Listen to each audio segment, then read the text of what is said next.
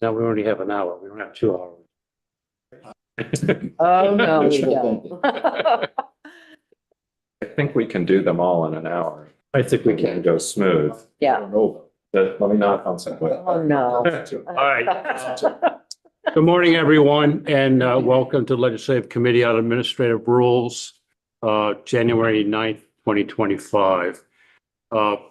Before we get started, I'd like to do introductions. We'll start Leg Counsel to my left. Good morning, Damian Leonard, Office of Legislative Counsel. Beth Baumgart, so I duly elected member of the Senate, but still representing the House for a little while longer on Lcar. And Representative Mark Higley, representing the Orleans Lamoille District. Good morning, Senator David Weeks, representing Rutland County. Ginny Lyons, Senator, representing Chittenden Southeast. Representative Trevor Squirrel, I represent Underhill and Jericho, and then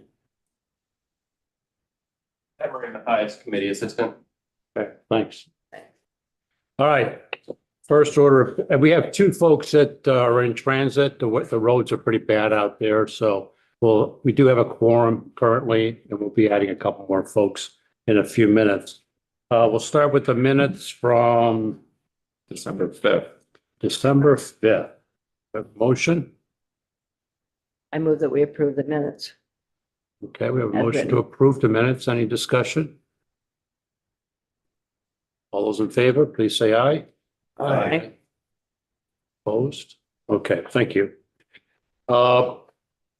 Okay, first up, we have Rule 24P45, Vermont Criminal Justice Council, Vermont Criminal Justice Council rules. We've Kim McManus. Do I see Kim? Oh, is that you, Kim? I can't quite make out my Yes, eyesight's not that good. nope, uh, yes, I am. Okay, you're up. All right, apparently our camera's not working. Oh, It is now. can you wait a but second? Can you wait a second, Kim? Our cameras are not working. There we can go. see you now. Great. Yeah, We're Thanks, good Scott. now. Go ahead. fantastic. Thank you. I know you have a packed schedule for an hour, but good morning, Chair. Good morning. Just a second, Kim. Emery, we can't hear. Can you? I don't know if it's here.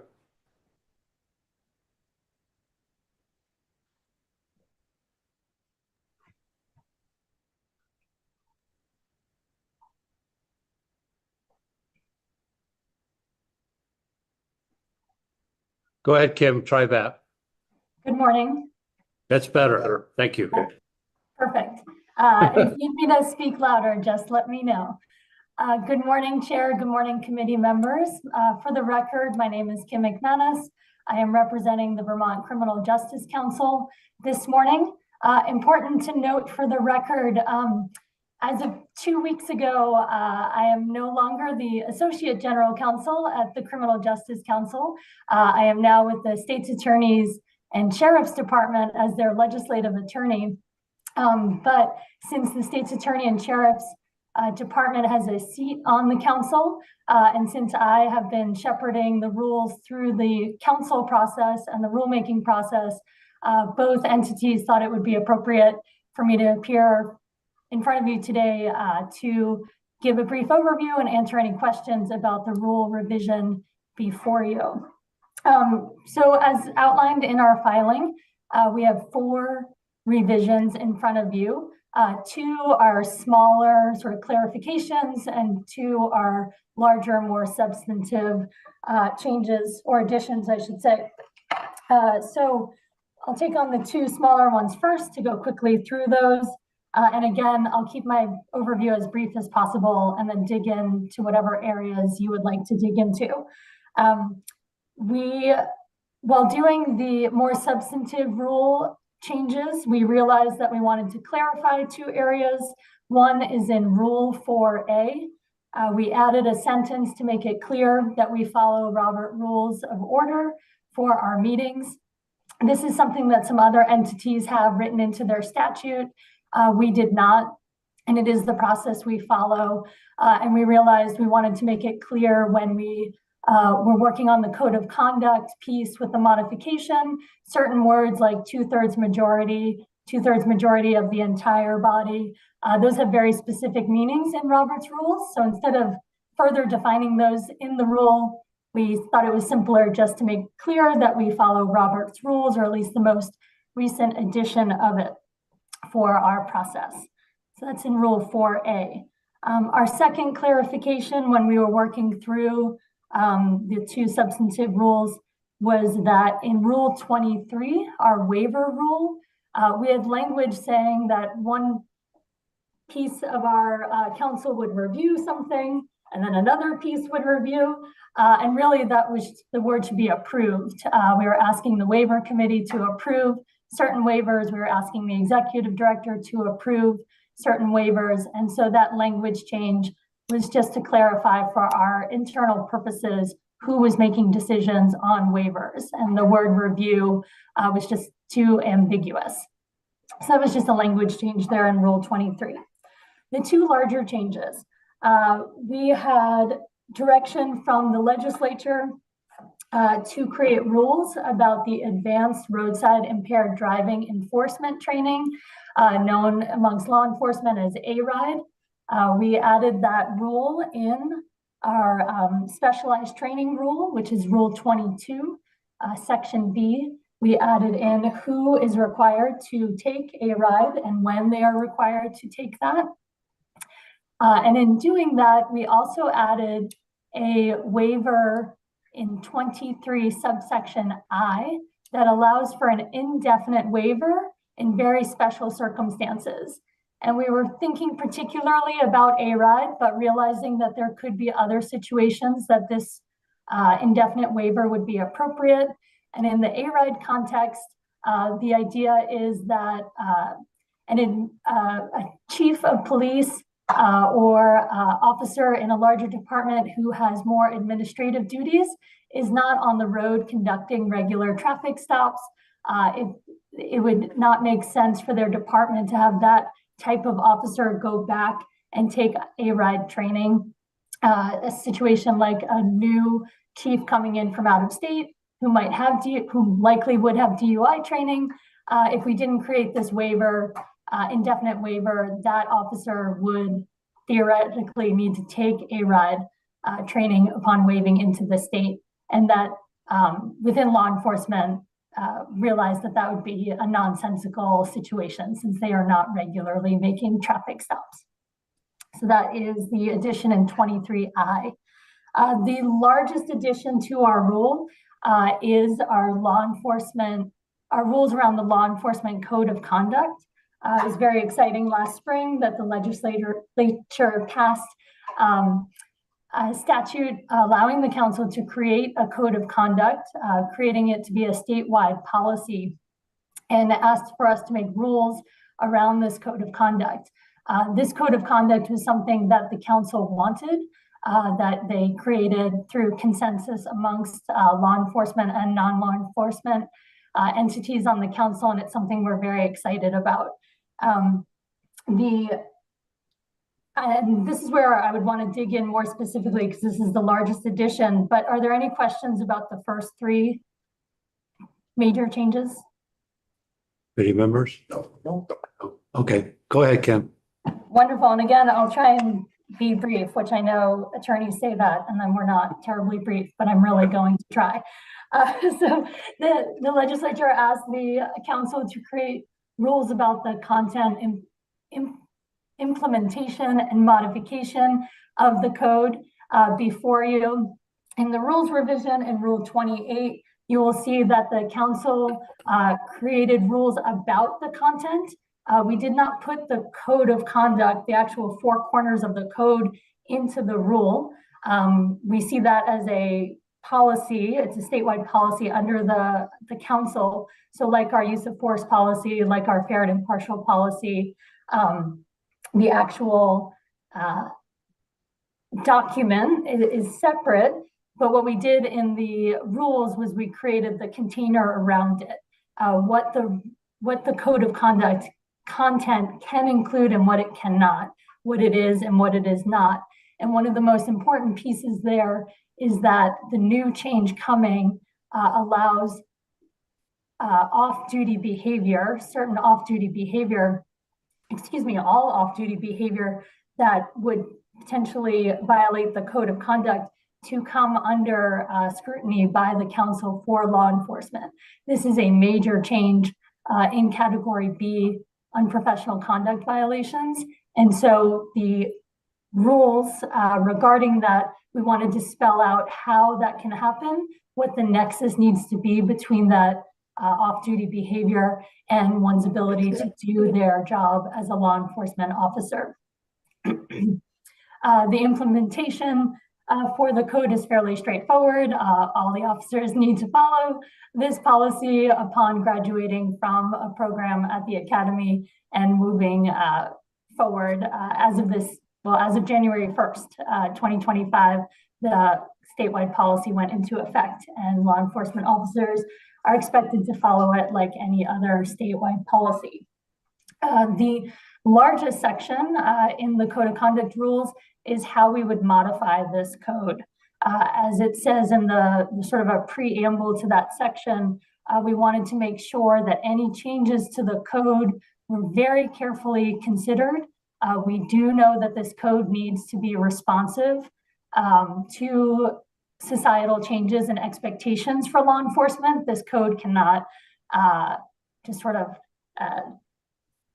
we don't want it to become so concrete that it never changes, but we also don't want it to be something that can be used in a reactionary way.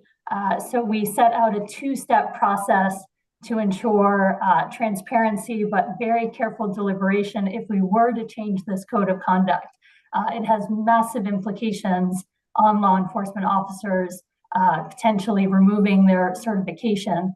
And so we set up a two-step process to allow notice to primarily law enforcement, who are the ones mostly affected by any change of this, but to the public and stakeholders, and then time to digest those changes and come back. It would require 2 council meetings.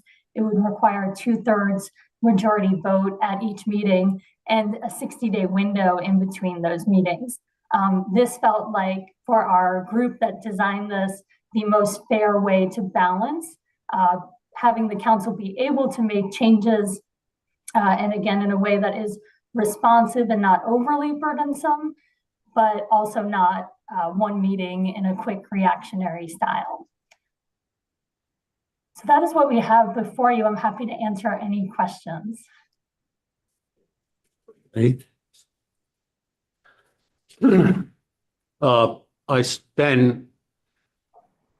There was some concern initially around this code of conduct being outside of the rule. I think Ben and Damien had conversations with committee of jurisdiction, in this case, the Senate, which was Senator Hardy. Ben, can you speak to those conversations? Hi, good morning, committee. Ben Novogrodsky for the Office of Legislative Counsel. Yes, we did have extensive conversations with both Senator Hardy and Representative Byrong, who's I know consulted former Representative McCarthy, who was chairing House Government Operations at the time. But after, to kind of give a summation, after discussions with Kim, talks with the members, it was determined that this was not inconsistent with the legislative intent of the statute that passed. So that's sort of the current view based off of those conversations. Thank you, Ben. Any other questions or comments? I just didn't quite understand, Ben, your last word. You said it's not consistent with the intent? Not inconsistent. Oh, not okay, thank you. Legalese at its finest. Any other questions or comments? Could I have a motion? Senator Bray. Mr. Chair, I would move approval of 24P45 from our Criminal Justice Council, Criminal Justice Council rule. A motion from Senator Bray to approve the rule. Any discussion? Additional discussion? All those in favor, please say aye. Aye. Opposed? Okay, thank you, Kim. Thank you so much. Have a great day. Okay, next up, we have Rule 24P41, Office of Professional Regulation, Administrative Rules for Notaries, Public. And Emily, is it Trudeau? It's Trito, thank you. Trudeau. Okay, thank you. This is a little bit like Groundhog Day. Maybe this will be the last day of that. And this is a permanent rule and not an emergency rule. And Emily, it's all yours. Thank you. Good morning. For the record, my name is Emily Trito. I'm a staff attorney at the Office of Professional Regulation, the Division of Secretary of State. These rules implement the chapter passed several years ago and amended several more times by the Emily, just 1 second. We're not able to, it's a little garbled. Pretty good. It's not clear. You're There she goes. these headphones.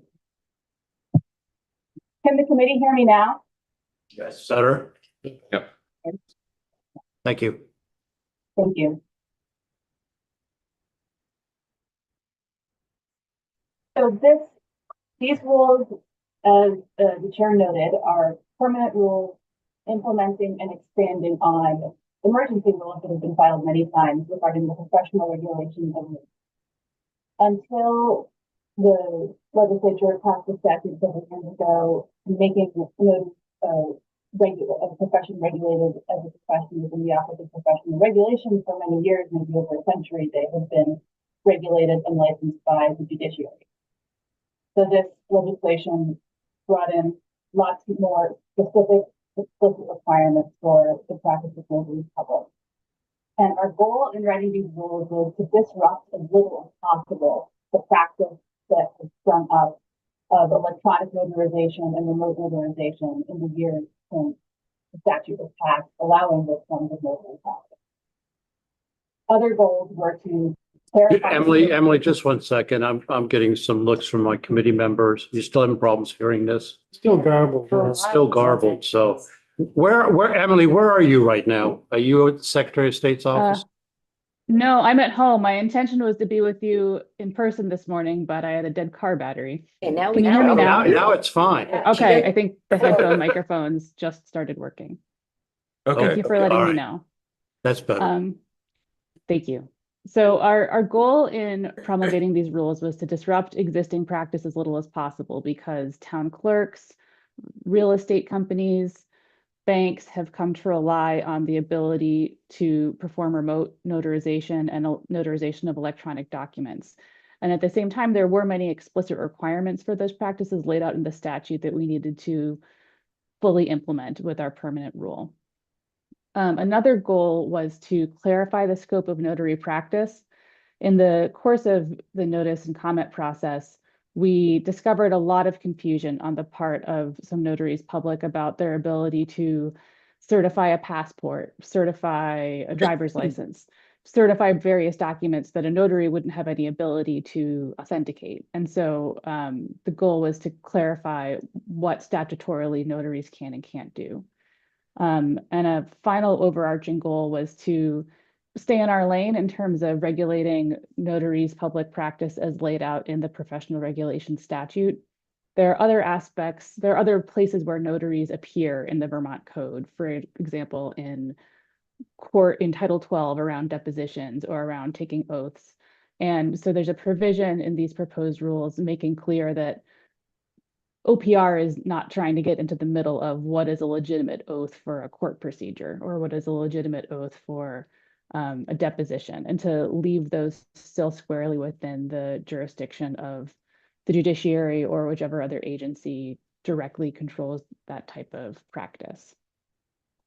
And so that's the overview. If there are any questions, I can take those now and then just hit a few other highlights. Ready? Senator or Representative Baumgartz? Both. I'm looking at the, thank you, by the way. I'm looking at the letter that came on October 28th from Sheila Getzinger. And raising concern about the requirement of the proposed rules which carry a requirement that the notary certificate be on the same page as the identity and signature of the individual, and being afraid that there were going to be invalid documents. Did you focus on that at all, or? Yes, and actually that and a few other comments relating something similar about how notary certificates needed to be attached physically to the documents. We amended the rule in response to that comment, Okay. and I can, that's explained in the summary of comments and agency response. Okay. Thank you. Thank you. Any questions, comments? Senator Bray. Few times do we see a rule that's been so honed by the time it gets here, permanent rule. I would move approval of Rule 24P41, Office of Professional Regulation, Administrative Rules for Notaries Public. We have a motion to approve the rule by Senator Bray. Any additional discussion? All those in favor, please say aye. Aye. Opposed? Okay. Thank you, Emily. Great. Thank you all. Take care. Take care. Okay, next up, we have Rule 24P36. And then as you well know, there's 3 other dental rules, but those 3 are repeals of those specific rules. And 36, I believe, is sort of the compilation, putting them all into one rule. And I assume that Ashley will clarify all of that for us. And so Ashley, you're up. Thank you. For the record, Ashley Berliner, Director of Medicaid Policy for the Agency of Human Services. Just want to do a sound check. Can you hear me okay? Yes. Great. So Chair, you summarized the rules in terms of how I'm going to speak about them well. So we have 2 amended rules today, the dental services rule, which is combining 3 independent rules previously, the adult dental rule, the children's dental rule, and orthodontic treatment, as well as the medical and surgical services of a dentist. So those are all now being combined into one rule. The 3 others will be repealed. And we also have a chiropractic rule that we want to talk to you about today. With all of these rules, they all fall under the healthcare administrative rule framework that I know I've come to you about many, many times to talk about how we are moving all of our rules into a consistent style and framework so that it's easier for beneficiaries and providers to understand.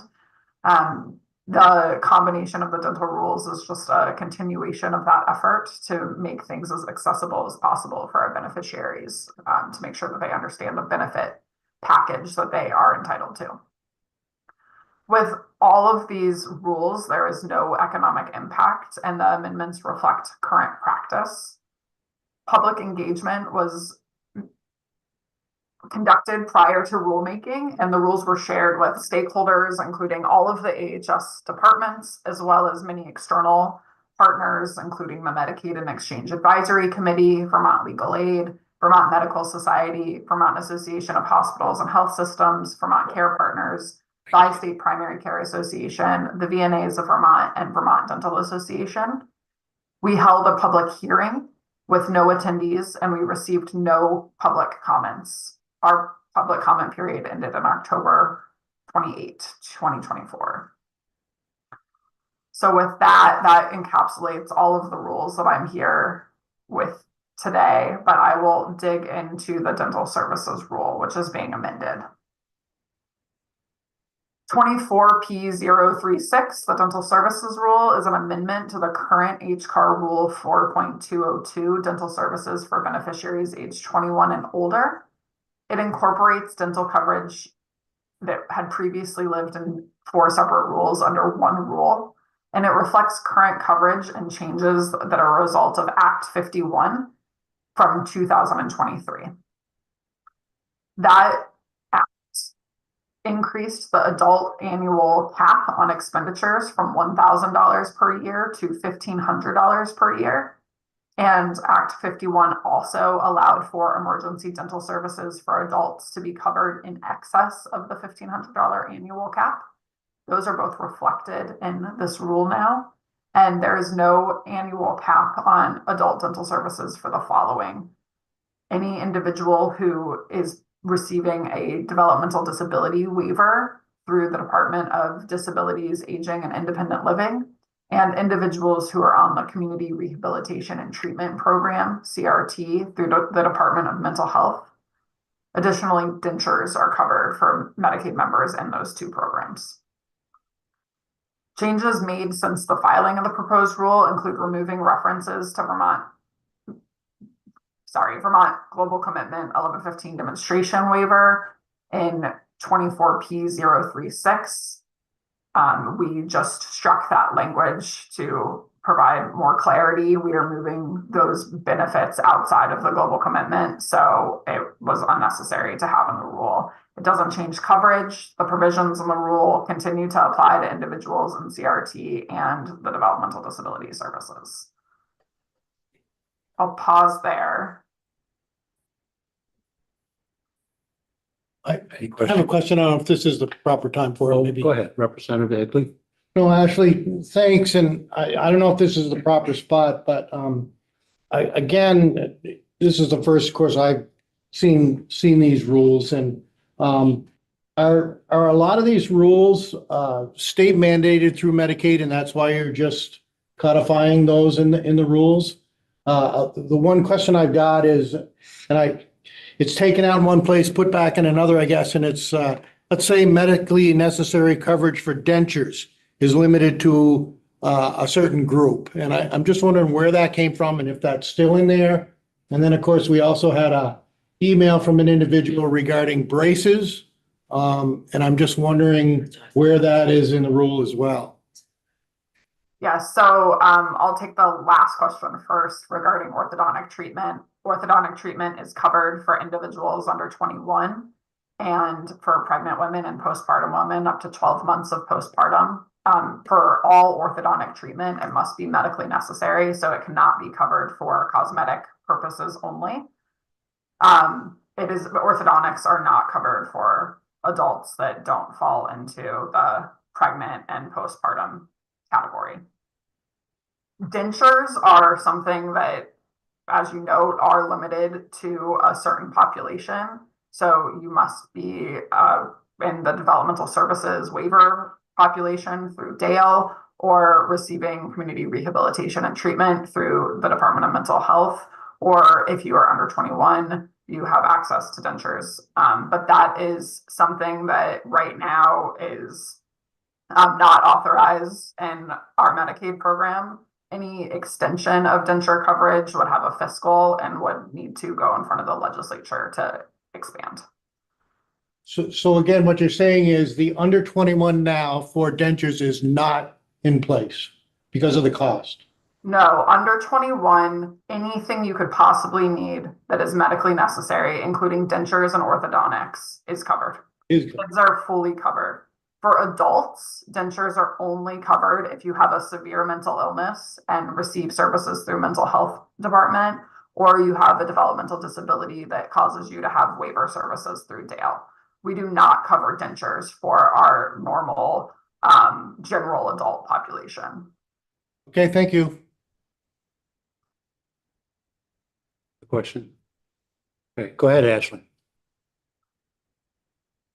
So this rule now encompasses the repealed rules, and I think I don't have anything more to say about dental at this time.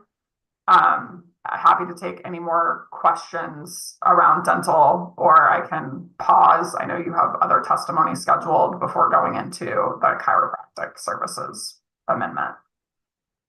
No, we're okay with testimony. And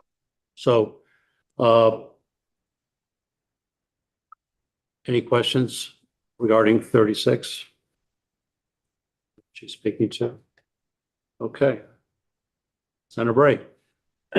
I would move approval of Rule 24, P36, Agency Human Services, Dental Services.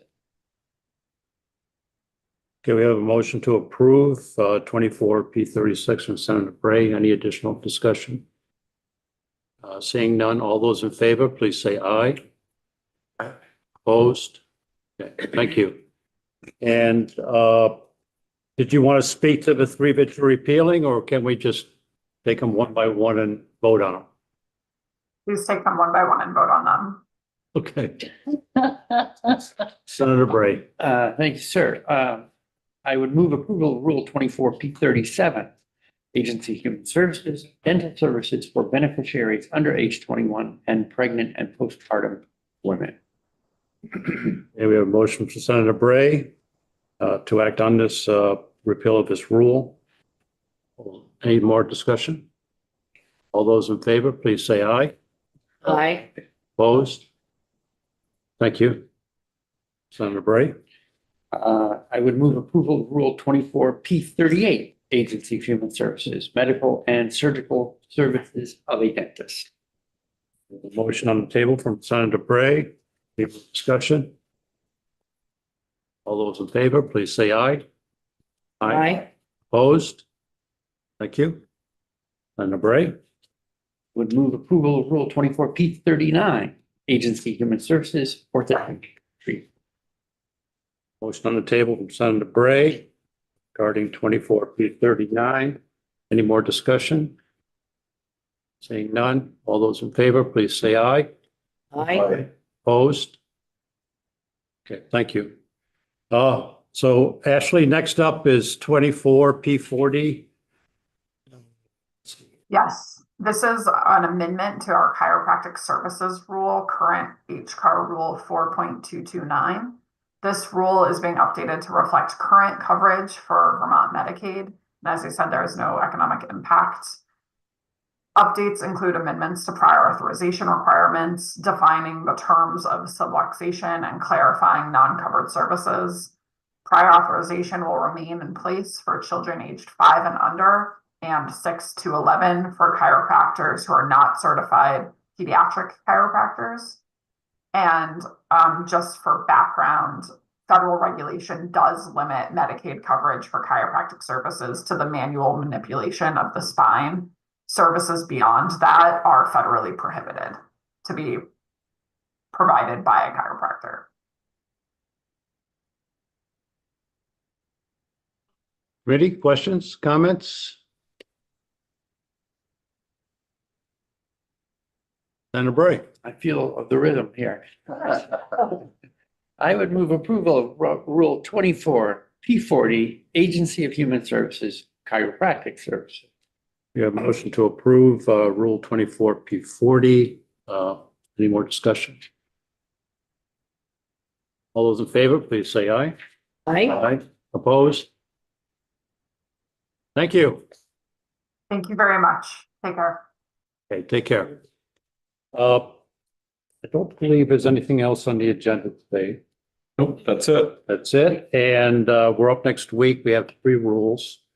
2 of them are emergency housing. One's an emergency rule and one's a permanent rule. Yeah, the existing emergency rule expired on December 28th. So they had to do an emergency rule to bridge the gap.